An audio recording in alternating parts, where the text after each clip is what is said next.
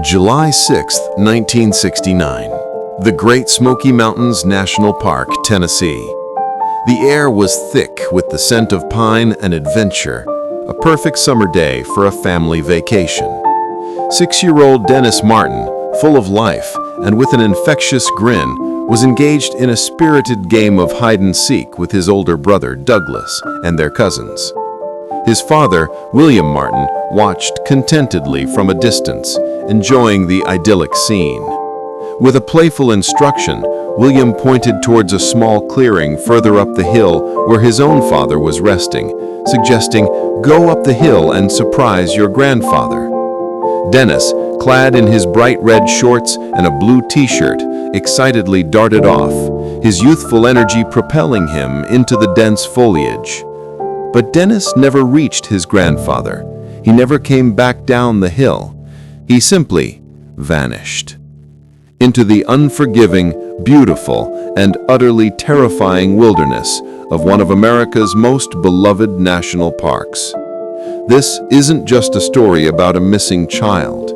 It's a chilling account of a massive, unprecedented search operation that gripped the nation for weeks, involving hundreds of people, elite military units, and even the FBI. Yet despite every conceivable effort, Dennis Martin was never seen again. This is the haunting mystery of how a boy could disappear from plain sight, leaving behind a silence that echoed through the mountains for decades. The last time anyone could definitively confirm seeing Dennis, he was a fleeting glimpse, a blur of red and blue as he ran up a slight incline, aiming for the joyful surprise. Moments later, William Martin heard a sound that would forever haunt him, a scream, or perhaps a faint cry, shortly after Dennis disappeared from view. At the time, he dismissed it as a child's playful shout, part of the game. But the game soon turned grim. Douglas and the cousins returned, their faces etched with confusion, reporting that Dennis had never appeared to surprise them. The initial confusion quickly gave way to a cold dread. Panic set in, swift and absolute.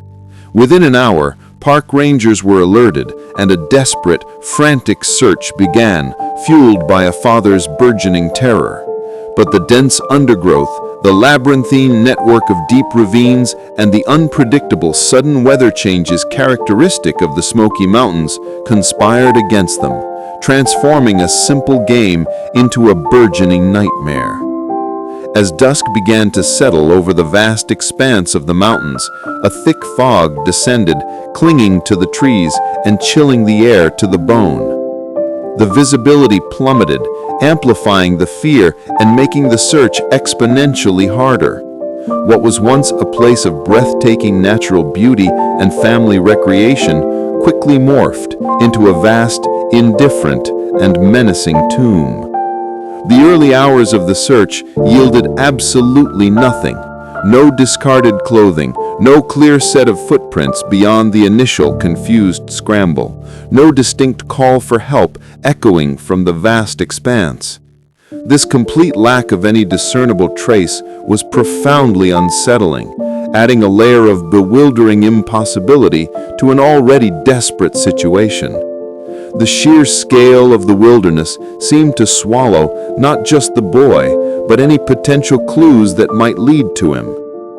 The desperate search for Dennis Martin rapidly escalated, soon becoming one of the largest and most complex missing person operations ever undertaken in U.S. history up to that point. At its peak, an astonishing number of personnel, over 1,000 people, participated.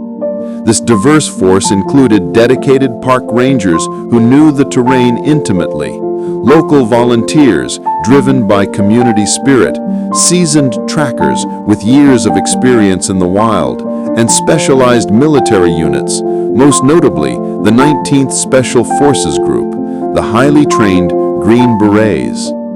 Even the Federal Bureau of Investigation, the FBI, was called in, their agents meticulously interviewing every hiker and camper who who had been in the vicinity, scrutinizing every detail for any potential lead or suspicious behavior.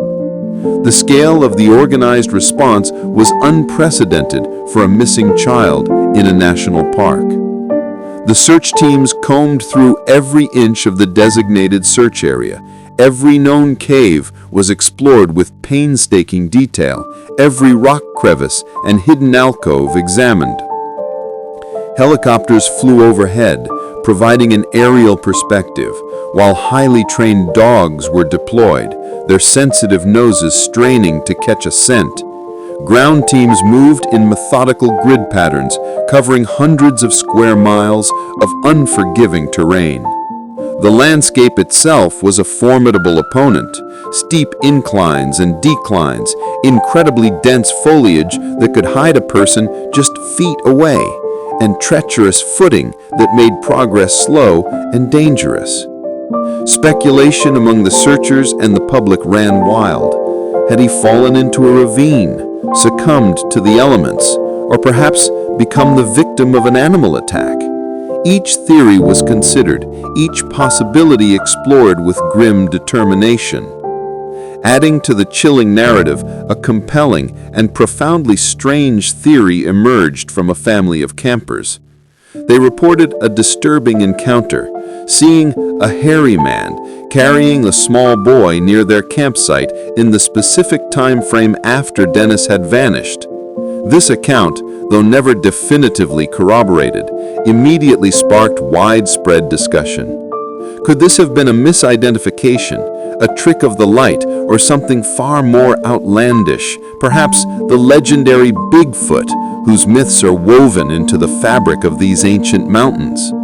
Or, even more chillingly, could it have been a human predator, a person so cunning and so adept at navigating the wild that they could blend into the vastness and escape detection, leaving behind only a terrifying whisper? The possibility introduced a sinister human element that intensified the fear. Despite the monumental scale of the resources deployed, the relentless effort of thousands of dedicated individuals, and the exhaustive nature of the investigation, not a single definitive clue to Dennis Martin's fate was ever found. No piece of his red shorts or blue t-shirt, no bone, no clear piece of evidence. It was as if the mountains had simply swallowed him whole, leaving behind an impenetrable veil of mystery. The search was eventually called off, a decision that left a gaping, unhealed wound in the heart of the Martin family, and an enduring enigma for the nation. The incident became a cautionary tale, etched into the lore of the Great Smoky Mountains, a stark reminder of nature's formidable power and the fragility of human life within its embrace. To this day, the disappearance of Dennis Martin remains one of the most compelling and heartbreaking cold cases in American history, an enduring symbol of parental anguish and the unknown. How could a vibrant 6-year-old boy playing innocently with his family on a summer day simply vanish from a busy national park without a trace, leaving behind no definitive sign of what transpired? The wilderness, with its ancient trees and hidden depths, certainly holds its secrets tightly, but the complete absence of any tangible evidence, no body, no clothing, no struggle, no clear footprints, defies conventional explanations and continues to fuel endless speculation. Was it a tragic accident? A fall into an unseen crevice from which he could not escape? Was he taken by a wild animal, leaving behind no recognizable remnants? Or was it something far more sinister, a human element that slipped away unnoticed in the vast, indifferent expanse of the mountains, forever eluding justice? The case continues to fuel intense discussions among hikers, park rangers, and true crime enthusiasts alike, a chilling and poignant reminder of the fragile line between everyday innocence and the profound, terrifying unknown that lurks in the world. What are your most compelling theories on what truly happened to Dennis Martin in the Great Smoky Mountains on that fateful day. The Forensic Storyteller is eagerly awaiting your insights below.